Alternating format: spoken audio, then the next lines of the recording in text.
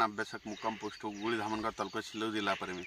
मी आहे माझ्या शेतामध्ये माझी 17 एकर सोयाबीन आहे आणि हे आहे जे प्लॉट 3 एकरचा हे आहे 6 जूनचे धूळ पेरणीचा प्लॉट केलेला आहे. आणि ह्या धूळ पेरणी केलेल्या सोयाबीनच्या प्लॉटमध्ये म्हणजे इथं धूळ पेरणी कशामुळे केली होती की 7 तारखेला पाऊस येणार होता म्हणून 6 जूनला धूळ पेरणी केली.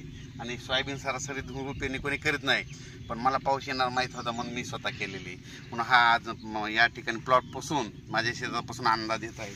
17 एकर सोयाबीन आहे. तर सर्व शेतकऱ्याला सांगायचं की राज्यामध्ये आज माझे 9 जुलैपासून सर्व शेतकऱ्यांसाठी खास करून अंदाज देण्यात येत आहे. राज्यात 9 जुलैपासून जवळपास सांगायचं झालं तर जवळजवळ 26 जुलैपर्यंत राज्यात दररोज 2-2 दिवस मुक्काम करत पाऊस येणार आहे म्हणून हा अंदाज लक्षात येत आहे. राज्यात सांगायचं झालं तर आपण एक भागाकडे वळू.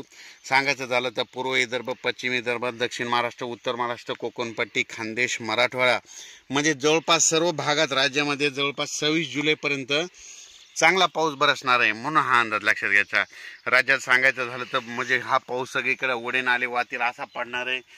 जिथं ज्या ठिकाणी छोटे डोंगरामध्ये छोटे छोटे तळे ते लगेच ह्या म्हणजे 26 जुलैच्या आज सगळे ते छोटे तळे भरून जातील आणि मोठ्या धरणामध्ये मात्र चांगली आवक यायला सुरुवात होईल म्हणून हा अंदाज लक्षात घ्यायचा.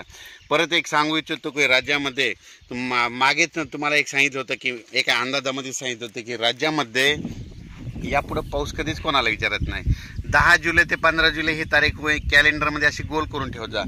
दरवर्षी राज्यामध्ये 10 जुलै ते 15, 10, 11, 12, 13, 14, 15 जुलैमध्ये पाऊस पडतो. हे कायमचं लक्षात येतं. याचं एक वैशिष्ट्य सांगतो तुम्हाला. दरवर्षी पंढरपूरची यात्रा कधी असते, कधी 8 जुलैला येते, कधी 9 जुलैला येते, कधी 10ला येते, कधी 11 जुलैला येते. तर सर्व शेतकऱ्याला सांगू इच्छितो की राज्यामध्ये दरवर्षी 10, 11, 12, 13, 14, 15 जुलै दरम्यान पाऊस येतो. हे कायमचं सर्वांनी लक्षात घ्यायचं.